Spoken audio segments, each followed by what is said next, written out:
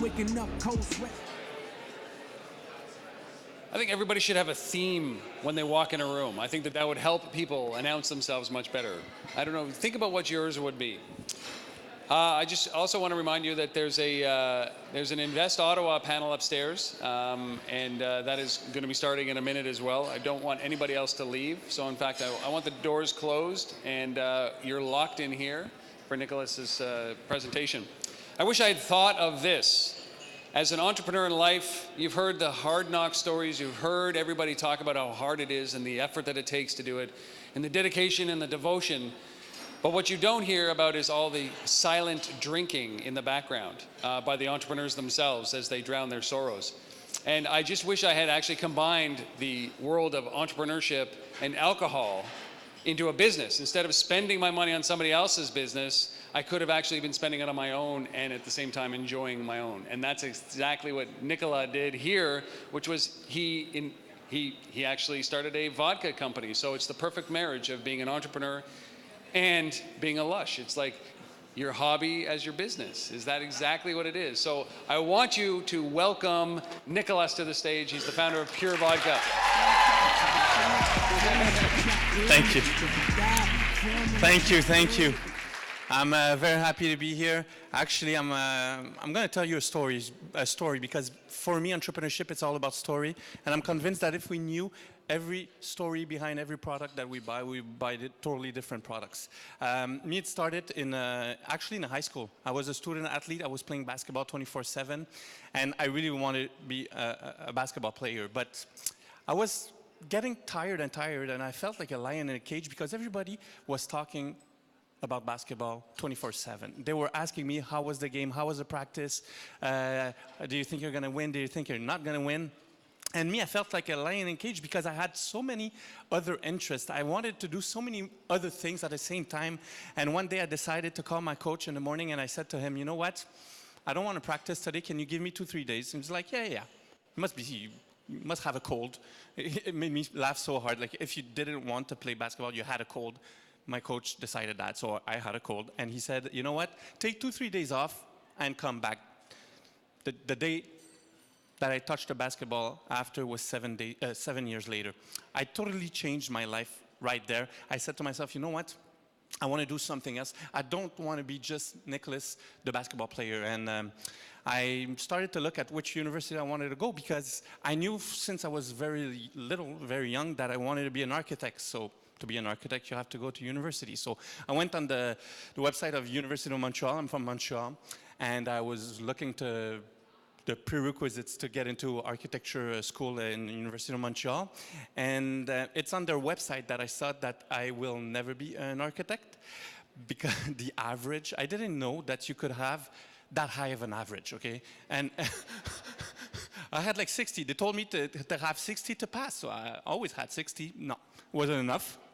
Trust me. So I said to myself, okay, man, I'm gonna have to find another field of study, and I fell into the depression, a little depression, because I was like, I wasn't expecting I couldn't imagine studying 3 years in a subject that wasn't my passion, okay? 3 years in a row studying like biology, okay? Just shoot me right now, okay? It wasn't trust me, it wasn't for me.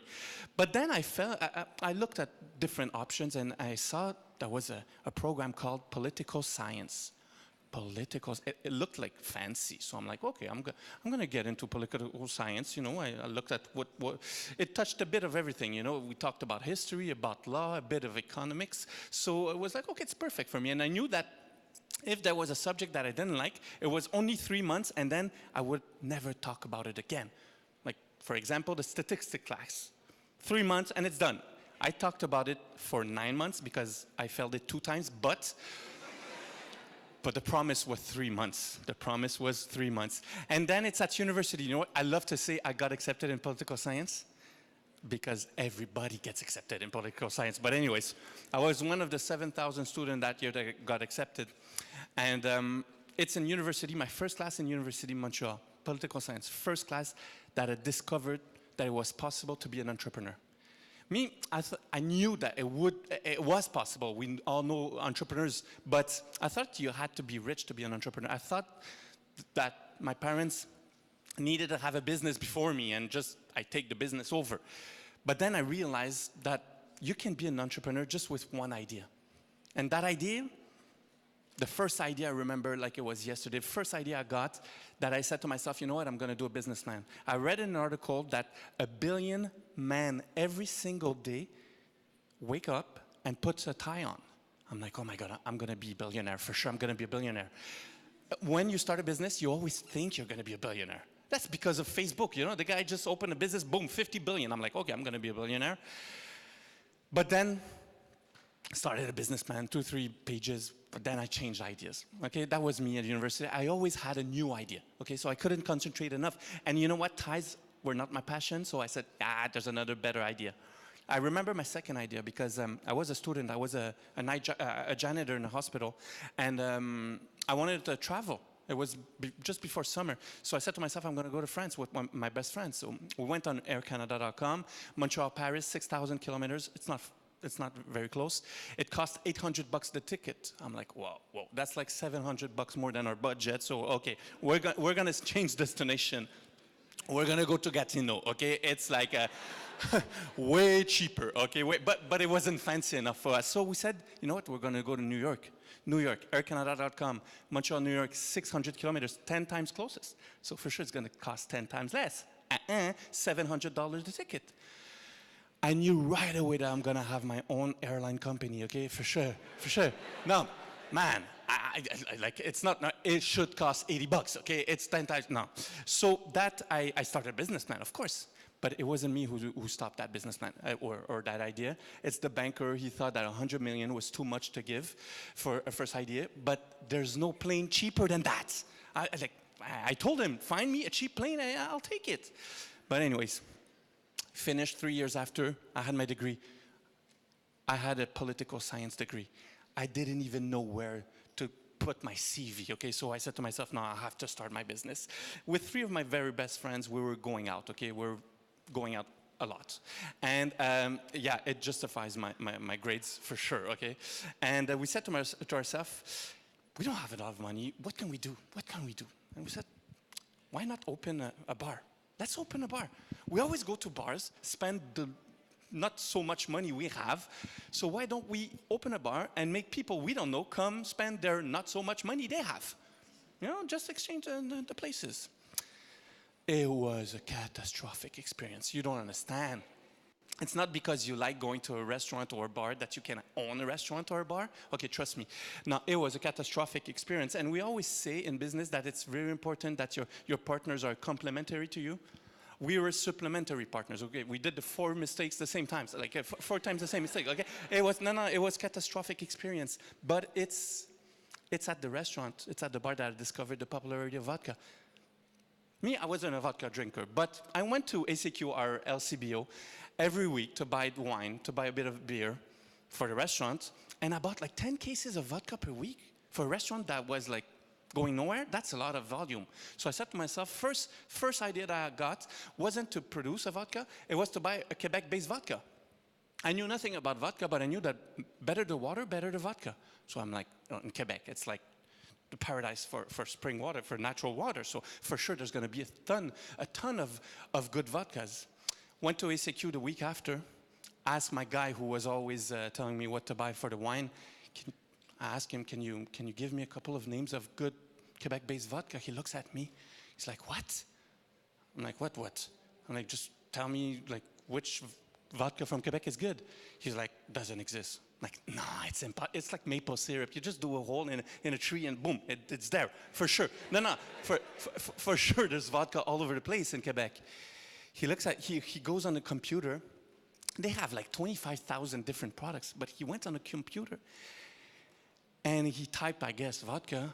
He looked at me and he said, Nicholas, he knew me because I went every week. He said, there's no Quebec-based vodka. I'm like, what? No, it's impossible. No. Look, I felt, it's as if I saw the Virgin Mary in ACQ. Okay, I'm like, what? Like, no. Finally, I got the idea. Finally, I have my idea. Look, I had 3,000 or 4,000 hours of experience in business plans. So I said to myself right away in the ACQ, which country I'm going to start first. Like, I knew I would be a billionaire with that. Okay, for sure, for sure. We always think we're going to be billionaires. So I was on fire in ISAQ. I found the name so easily. To have a good vodka, you need good water.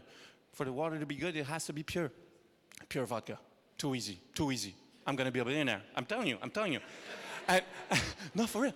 And what better way to differentiate, to be the first one, to be able to be the first one to do something in the world? What better way? I'm going to finish on a stamp. I'm going to be the first one.